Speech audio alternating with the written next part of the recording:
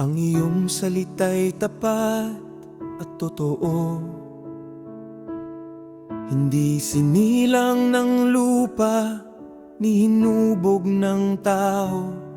Ito'y hininga ng walang hanggan, tinagni sa liwanag bago pa ang sanglilikha'y mabuo kailanman.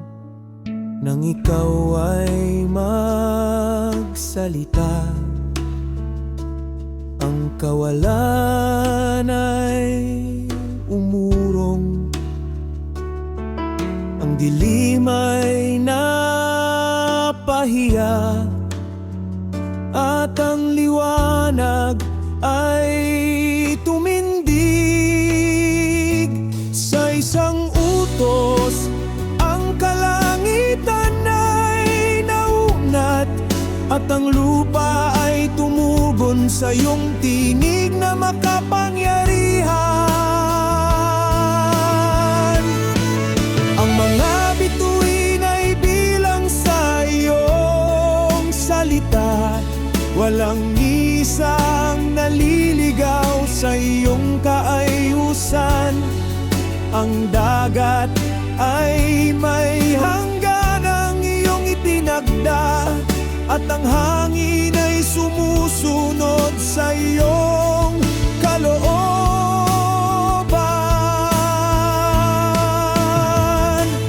Ang iyong salita'y hindi bulong ng kahangaan, ito'y kulog na gumigising sa mga patay na puso. Ito'y apoy na sumusunog sa kasinungalingan, at martilyong dumudurog sa mga moog ng kadiliman. Kapag ang mundo'y nagtatayo ng sariling katotohanan, ang iyong salita ang sukatan na di nababalik. Kapag ang kasinungalingan ay nagbihis ng liwanag, ang iyong katotohanan ng tabak na humihiwalay sa anino. Sa oras ng aking pagkadapa, ikaw ang aking tinig. Sa gitna ng kahinaan, ikaw ang aking lakas. Ang iyong salita ang nagbangon sa akin mula sa alabok, at muling nagturo kung sino ako sa iyong harapan.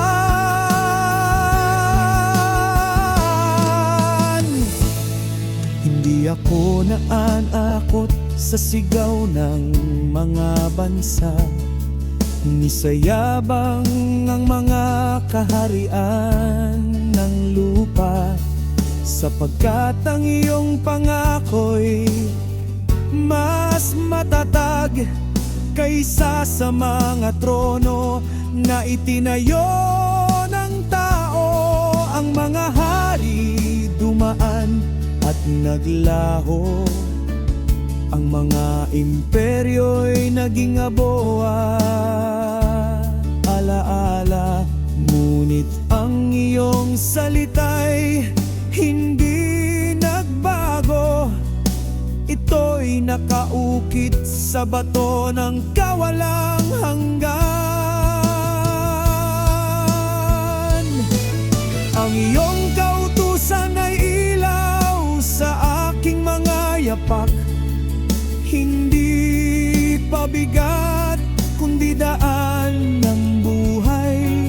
Sa iyong tipan ako'y inanyayahan, hindi bilang alipin ng takot, kundi anak ng pangako. Tinipon mo ang iyong bayan mula sa mga dulo ng lupa, mula sa silangan hanggang sa paglubog ng araw. Iyong inilagay ang iyong pangalan sa kanilang diwa, at tinatak katiyakan ng katotohanan ng kanilang pagkatao. O Abaya Hawa, hari ng walang kapantay, ang iyong tinig ay nangingibabaw sa lahat ng tinig. Ang langit ay iyong luklukan, ang lupa'y iyong tuntungan, at ang panahon ay alipin ng iyong salita. Sa araw ng pagsubok, ikaw ang aking kanlungan. Sa gabi ng pagluha, ikaw ang aking awit. Kapag ang laman ay nanghihina at ang diwa'y lumalaban, ng iyong salita ang aking tagumpay. Darating ang oras na ang lahat ay yayanig, ang bundok ay luluhod at ang dagat ay tatahimik. Ang bawat dila'y magpapahayag na ikaw ang hari at ang iyong salita'y totoo. Langit at lupa'y lilipas na parang gusok, ang mga gawa ng tao'y mawawalaw, ngunit ang iyong salita'y mananatili. Buhay, makapangyarihan at maghahari magpakailanman. Kaya't itataas ko ang iyong pangalan sa digmaan at kapayapaan, sa awig man at papuri, at sa lakad ng pagsunod.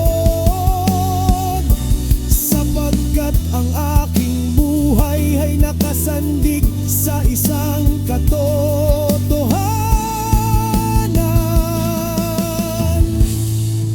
Ang iyong salita'y tapat at totoo magpakailanman.